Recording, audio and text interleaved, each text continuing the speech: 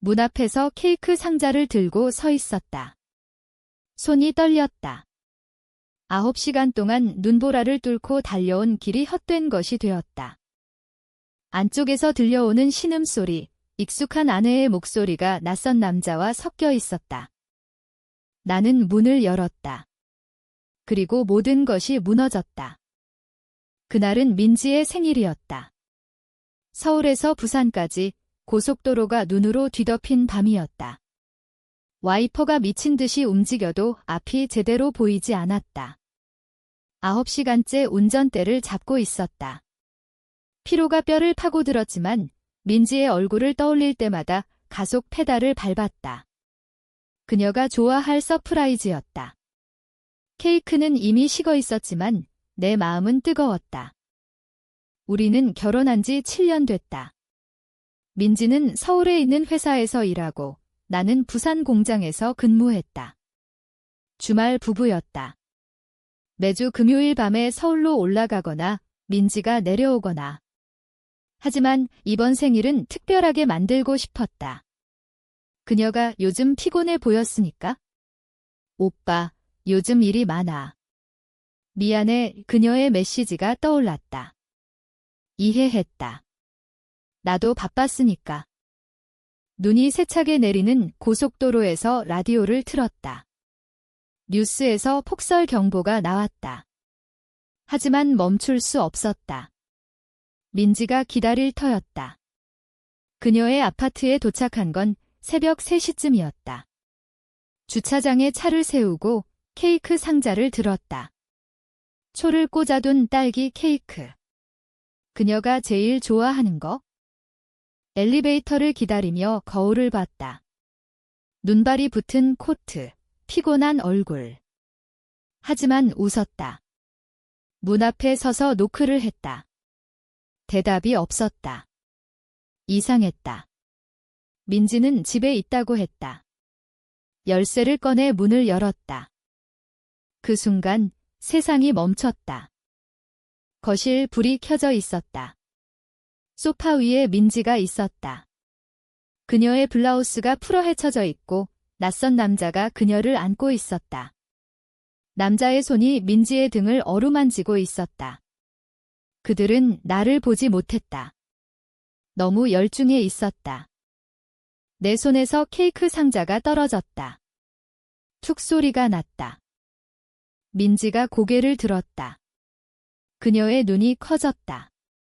오, 오빠. 남자가 황급히 일어났다. 민지도. 그녀의 얼굴이 창백해졌다. 이게 무슨... 나는 말이 나오지 않았다. 가슴이 찢어지는 듯 했다. 9시간 동안 눈보라를 뚫고 온 내가 이 광경을 위해? 설명해. 내 목소리가 떨렸다. 민지가 옷을 추스르며 다가왔다. 오빠, 오해야. 이 사람은...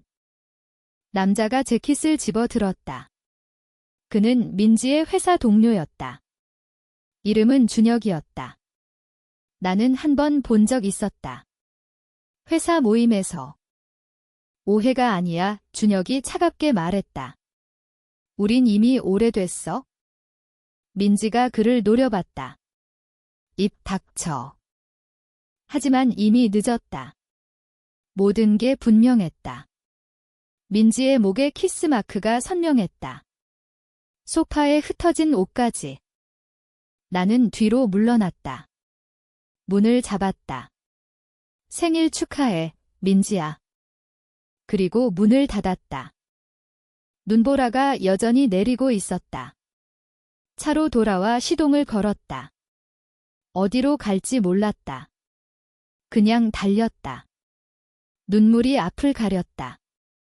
배신감이 목을 조였다. 그날부터 모든 게 변했다. 집으로 돌아온 건 이틀 후였다. 부산 아파트. 민지에게서 수십 통의 전화와 메시지. 오빠, 미안해. 설명할게. 제발 와. 답하지 않았다. 회사에 사표를 냈다. 공장 생활이 싫어졌다. 모든 게 무의미해졌다. 민지는 서울에서 내려왔다. 우리 집 현관 앞에 서 있었다. 눈이 쌓인 머리카락. 오빠. 나는 문을 열었다. 그녀가 안으로 들어왔다. 울고 있었다. 그건 실수였어. 술 먹고. 준혁이가 강제로. 거짓말이었다. 나는 알았다. 그녀의 눈빛에서. 왜, 내가 물었다. 7년 동안 내가 뭐가 부족했어? 민지가 고개를 저었다. 오빠가 항상 멀리 있었잖아. 주말만 만나고. 외로웠어. 그 말 한마디가 칼처럼 꽂혔다. 외로웠다고? 나도 외로웠다. 매일 공장에서 땀 흘리며 그녀를 생각했다. 내가 말했다. 민지가 무릎 꿇었다. 제발 용서해. 다시 시작하자. 하지만 내 마음은 이미 얼어붙었다. 그날 문을 열었을 때 사랑도 함께 죽었다. 그 후로 민지는 계속 연락했다. 준혁과 헤어졌다고. 하지만 나는 믿지 않았다. 친구들에게 물어봤다. 민지와 준혁은 1년 넘게 만난다고 했다. 회사 사람들 모두 알았다. 나만 몰랐다. 분노가 쌓였다. 밤마다 그 장면이 떠올랐다. 민지의 신음소리, 준혁의 손길. 나는 복수를 결심했다. 공정하게. 그들이 나에게 한 만큼. 먼저 정보를 모았다. 준혁은 민지의 회사 선배였다. 유부남이었다. 아내와 아이가 있었다. 그 사실이 내 계획의 시작이었다. 복수는 천천히 시작됐다. 급히 하면 실패한다. 나는 서울로 올라왔다. 작은 원룸을 얻었다. 민지 몰래. 먼저 준혁의 아내를 찾았다. 이름은 수진. 그녀는 카페를 운영했다. 강남의 작은 카페. 어느 날 카페에 갔다. 커피를 주문했다. 수진이 웃으며 건넸다. 처음 오시네요? 나는 고개를 끄덕였다. 대화를 시작했다. 자연스럽게. 남편분은 뭐 하세요? 수진의 얼굴이 어두워졌다. 회사원요. 요즘 바빠서. 나는 알았다. 준혁이 민지와 만나느라. 몇 번 더 갔다. 수진과 친해졌다. 그녀는 외로워 보였다. 준혁이 늦게 들어오고 관심이 없다고. 결혼 생활이 쉽지 않네요. 수진이 말했다. 나는 동정했다. 그리고 슬쩍 말했다. 요즘 불륜이 많대요. 조심하세요. 수진이 웃었다. 하지만 눈빛이 불안했다. 그 후 증거를 모았다. 민지와 준혁의 메시지, 사진. 해킹은 아니었다. 민지가 내 컴퓨터를 쓰던 습관이 있었다. 클라우드에 다 남아 있었다. 사진을 프린트했다. 준혁과 민지가 호텔에서 찍은 셀카. 키스하는 사진. 수진에게 보낼 준비를 했다. 익명으로. 하지만 아직 아니었다. 더 기다렸다. 민지는 나를 찾았다. 원룸 근처에서 우연히 만났다. 오빠, 여기서 뭐 해? 나는 차갑게 봤다. 새 삶 시작하려고. 민지가 울었다. 돌아와. 제발. 너는 준혁과 행복하게 살아. 이내가 말했다. 민지의 얼굴이 일그러졌다. 그건 끝났어. 정말이야. 거짓이었다. 나는 알았다. 그날도 준혁과 만난다는 메시지를 봤다. 나는 민지의 회사를 조사했다. 준혁은 팀장이었다. 승진 후보. 회사 규정을 봤다. 불륜은 징계 사유였다. 증거를 회사 인사팀에 보낼까 생각했다. 하지만 더 큰 걸 계획했다. 준혁의 약점을 찾았다. 그는 회사 돈을 횡령하고 있었다. 작은 금액이지만 증거가 있었다. 민지가 도왔다. 그녀의 계좌로 돈이 들어갔다. 그 사실을 알았다. 민지가 나에게 숨긴 비밀 계좌. 이제 모든 게 연결됐다. 수진에게 먼저 연락했다. 카페에서 만났다. 수진 씨, 할 말 있어요. 그녀가 불안하게 봤다. 나는 봉투를 건넸다. 사진이 들어 있었다. 수진의 손이 떨렸다. 사진을 보자마자 울었다. 이 여자는 누구예요? 제 아내예요. 내가 말했다. 수진이 충격받았다. 미안해요. 정말. 아니에요. 당신도 피해자죠. 수진은 집으로 갔다. 그날 밤 준혁과 크게 싸웠다고 들었다. 준혁이 민지에게 전화했다. 여보, 수진이 알았어. 어떻게 된 거야? 민지가 당황했다. 나는 멀리서 지켜봤다. 이게 시작이었다. 민지는 나를 찾아왔다. 오빠, 준혁이랑 정말 끝났어. 믿어줘. 나는 웃었다. 좋아. 증명해. 민지가 준혁과 헤어지는 걸 봤다. 회사에서 크게 싸웠다. 하지만 준혁은 포기하지 않았다. 민지를 스토킹했다. 나는 그걸 이용했다. 시간이 흘렀다. 민지는 점점 초췌해졌다. 준혁이 괴롭혔다. 수지는 이혼 소송을 준비했다. 나는 민지에게 다가갔다. 도와줄게. 민지가 희망 어린 눈으로 봤다.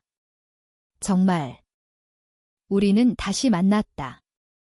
저녁을 먹었다. 민지가 울었다. 오빠, 내가 잘못했어. 용서해줄 수 있어? 나는 고개를 끄덕였다. 하지만 속으로는 차가웠다. 준혁을 만났다. 카페에서. 너 때문에 내 인생 망쳤어.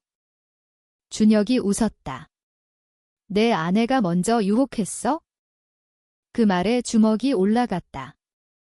하지만 참았다. 증거 있어, 내가 말했다. 횡령 증거. 준혁의 얼굴이 굳었다. 뭐? 나는 자료를 보여줬다. 회사에 제보할까? 준혁이 협박했다. 그러면 내 아내도 망해. 이미 망했어. 내가 말했다. 준혁은 물러났다. 회사에 사표를 냈다. 민지는 안도했다. 이제 우리만 있자. 하지만 나는 계획을 계속했다. 민지의 비밀을 더 파헤쳤다. 그녀는 준혁 말고도 다른 남자가 있었다. 과거에. 회사 동료에게서 들었다. 그걸 이용해 민지를 압박했다. 알아, 내가 말했다. 모든 걸. 민지가 무릎 꿇었다. 제발, 오빠. 과거야. 나는 용서하는 척했다. 수진과 다시 만났다. 그녀는 이혼했다. 고마워요. 당신 덕분에 깨달았어요. 나는 미안했다. 하지만 필요했다. 이제 클라이맥스였다. 민지의 생일이 다시 왔다. 1년 후. 나는 서프라이즈를 준비했다. 이번엔 다르게. 민지를 집으로 불렀다. 부산으로. 화해하자, 내가 말했다. 민지가 기뻐했다. 내려왔다. 집에 도착했다. 문을 열었다. 안에 준혁이 있었다. 아니, 준혁의 사진과 증거가 다 붙어 있었다. 민지가 충격받았다. 이게 뭐야? 내 배신의 증거야. 내가 말했다. 그리고 수진이 나타났다. 변호사와 함께. 민지도 횡령에 연루됐다. 증거가 있었다. 민지가 비명을 질렀다. 오빠, 왜? 내가 나한테 한 만큼 내가 차갑게 말했다. 경찰이 왔다. 제보였다. 민지와 준혁, 둘 다 조사받았다. 나는 멀리서 봤다. 하지만 예상치 못한 일이 벌어졌다. 민지가 임신했다. 준혁의 아이였다.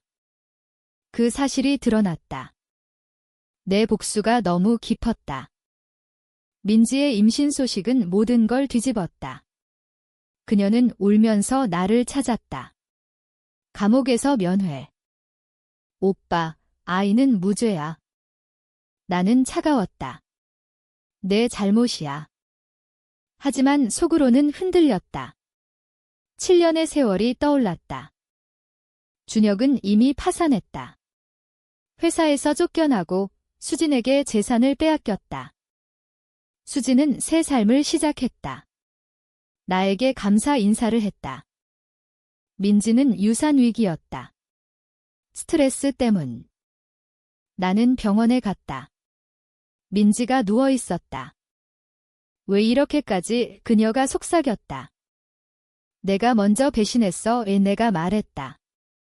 하지만 눈물이 났다. 복수가 공허했다. 준혁이 자살 시도했다. 실패했다.